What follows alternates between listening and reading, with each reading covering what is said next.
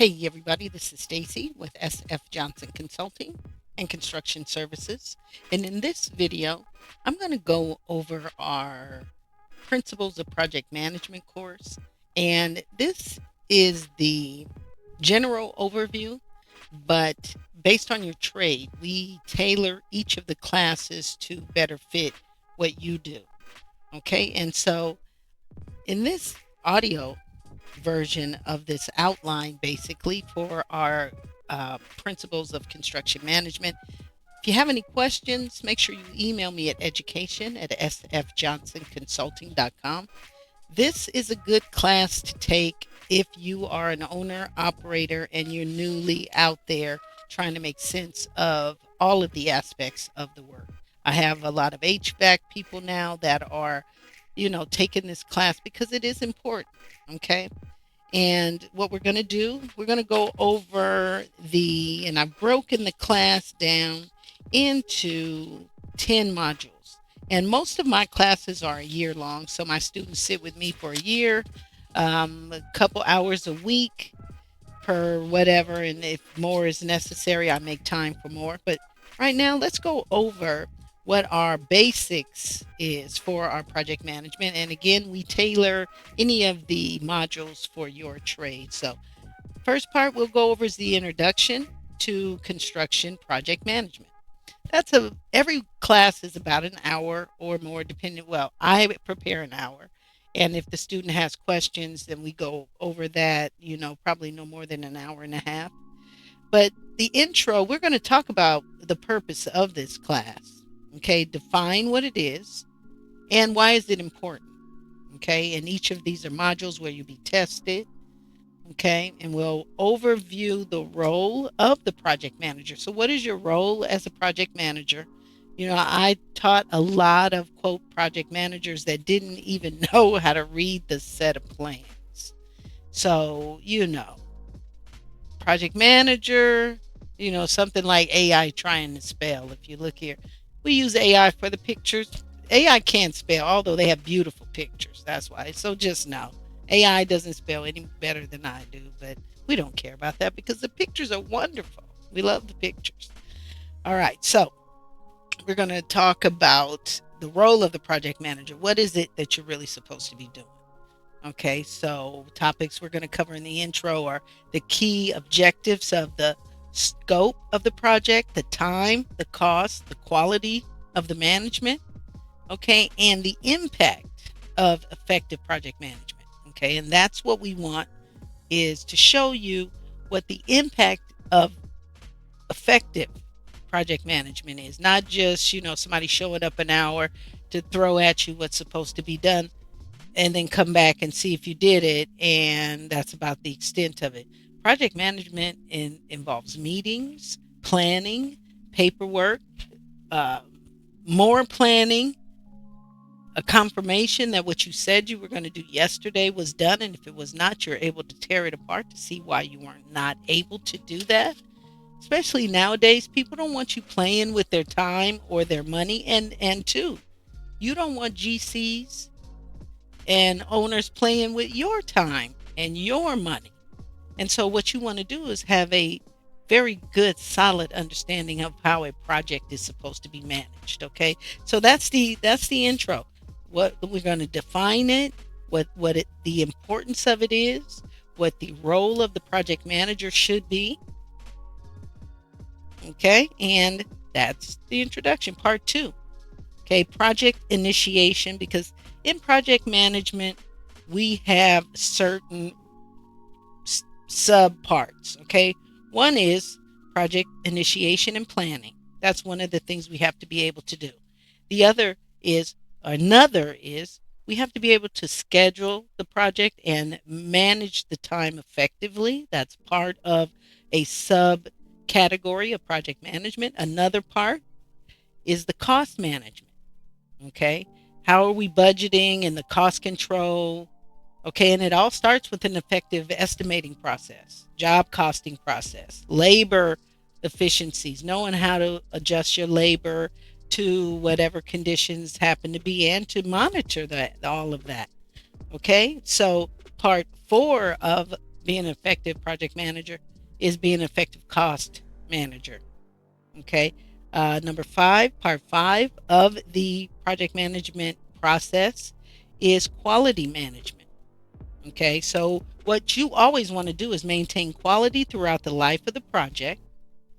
Okay. And setting quality standards, benchmarks, you know, inspections and audits to make sure nobody finds something that you should already know. Okay. And the most important part, if this applies to you and for GCs, it does 100%, that you have to be able to manage your subs, okay, and the supplies that they use and how they go about adhering to the contract that they signed. Okay, so that's number four, quality management. Number five in the project management process is risk management. Okay, we have to be able to identify all the risk, whether it's related to safety, scheduling, the weather, environmental, financial. We have $100,000 project, but we're only a quarter of the way through and we've used 99,000. Okay, well, we have to have contingencies added to our budget for things that may happen. Okay, and what I'm going to show you is how to develop a risk management plan. Okay, in construction, there's tons of risk because you rely on too many outside sources to make sure this project runs effectively and efficiently. And so, yeah, we're going to go over this plan. We're going to show you how to make a plan and contingency planning. If something happens, what do we do? How do we do that, from employees not showing up to material not showing up to your check from the GC or the owner not showing up? Okay, so you have to learn, and what we'll do first is show you how to do the assessment of the risk. Okay, as a claims adjuster for 10 years, that's all we ever talked about, right? That's what claims are. Oh, the risk overweighed what we thought, and there's an accident. And you want to be able to perform risk assessment before the accident happens and to be prepared on all levels. Okay. Another aspect of project management, number six, part six of the project management journey, is communications and your team management. So, how do we go about that? Everybody has a particular role and a responsibility in life, right? At home and at work. Okay, and so we have to make sure that there's a way for us to make sure that people are adhering to their responsibilities. Okay, we have to find a way to assess and deal with conflict resolution if it so happens, how to deal with other companies, other trades. Okay, so, we come up with effective communication strategies. How often should your meetings be? Let's write reports on a weekly basis. What tools do we have for communicating efficiently, okay, and effectively? Okay, so, and two, we want to always communicate with the stakeholder, and we'll have a glossary of terms specific to project management. And the stakeholder is the one that invest in all this money in us and our ability to bring this project all the way through. So that's the owner, okay? Whoever will lose, including us at some point, if we have a contract, we're a stakeholder too. We have to make sure we can adhere to our contract. And so communication and team management, that's part six of the project management journey that we'll go over and show you how to manage all of these things on a day-to-day basis. Okay, part seven, monitoring and controlling your construction project. Okay, nobody wants to be controlled, nobody wants to be monitored, but construction is not baking a cake. Okay, if you mess up the cake, you can just throw it in the trash, nobody's hurt. But in construction, you can do a lot of damage if you are not managing and controlling your staff, your subs, your material suppliers, your handy people, your the help, whatever you call the help, the unskilled workers. Okay, And so, what we'll talk about is along the construction project that we should have key performance indicators, KPIs. Okay, and we'll talk about what that is. Okay, and nowadays you can use software to, you know, monitor what's going on, and you can have in-house systems in place to monitor what's going on. Okay, so and to a big part of monitoring and controlling in construction is monitoring change orders and how to properly evaluate, submit those, get paid for those, work on those. How does a change order affect the time and cost of the project? That should always be addressed. And a contract price is what it is when we sign the contract. But as we go along and things happen, that contract price changes. And typically there's more work to do. So the change order is an addendum to or an addition to that original contract price, where there should be provisions for when we do have change orders that everybody understands and can comply to. But more than that, everyone needs to understand that that change order also changes the amount of time this project is going to take. Okay, if we're adding money to the project, it makes absolute sense that we have to add time and properly know how to do that. And how does that affect other trades? When we do that, it takes a lot of organization to keep a project in line, online, keep it moving in the right way. Okay, and monitoring, controlling, all of that. Okay, the people, the project movement, you got to make sure you have a construction schedule. Okay, you need progress reports on a daily and weekly basis to see how.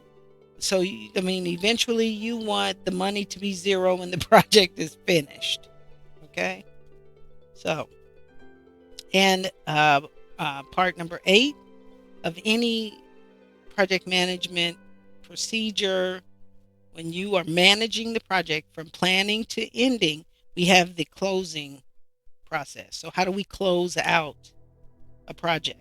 Okay, final inspections. Everybody's heard of punch lists. Everybody hates them. Okay, but there's a proper way to address those, to deal with those, and how you do that.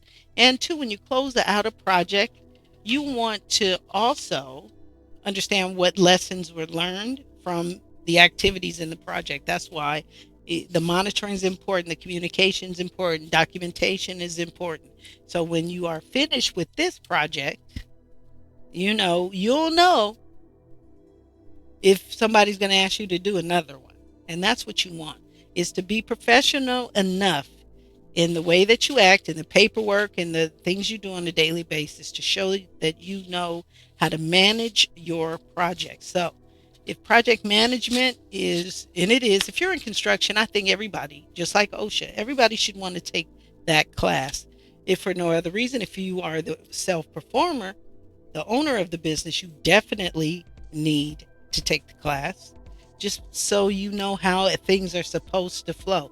If you've gone from being an employee to the employer, definitely you need to not only take my class, get some other resources. Okay, because a big part of that we haven't talked about, you got to know how to do the estimates. You got to know how to, identify every aspect of your scope of work. Now we make the project management class specific to your trade. So if you are in HVAC, we're going to focus on HVAC related risks, HVAC related everything. Okay, and electrical, same thing, and I think you would be you'll come out a different person as far as how you look at a project now, and the level of seriousness you give it. Because really, we just want to get in there, do the work as stated in the plans, get paid, and finish, and go on to the next one. If we don't know how to manage from beginning to end, we're gonna have you're always gonna have problems. But Do you know, or do you have the resources at hand and in your brain to figure out the solution? So this is Stacy with SF Johnson Consulting and Construction Services. Take the class. See you soon.